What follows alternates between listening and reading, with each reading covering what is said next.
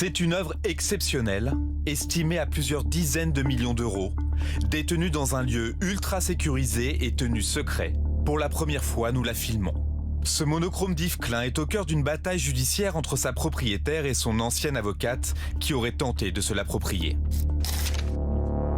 C'est dans les Hauts-de-Cagnes en 1956 que l'histoire débute. Le peintre Yves Klein, âgé de 28 ans, rencontre Jeanne, une habitante de l'arrière-pays niçois. Aujourd'hui, à 84 ans, elle se souvient.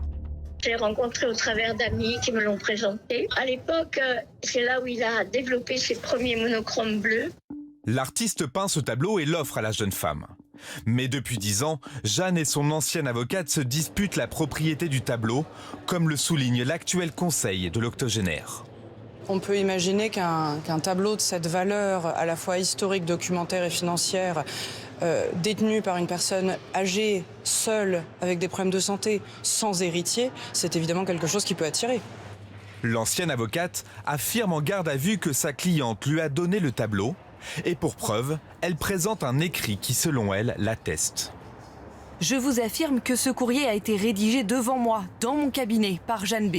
À l'audience, celle-ci n'a pas souhaité répondre à nos questions.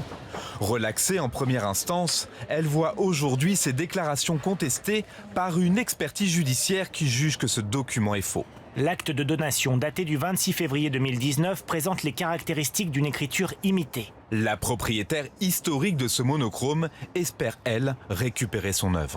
Maintenant, je suis fatiguée par cette affaire ubuesque. Je voudrais juste que ce cauchemar s'arrête. Je me sens trahie par cette avocate à qui j'ai confié ma vie, faisant croire que c'était pour me défendre. Finalement, c'était pour me dépouiller.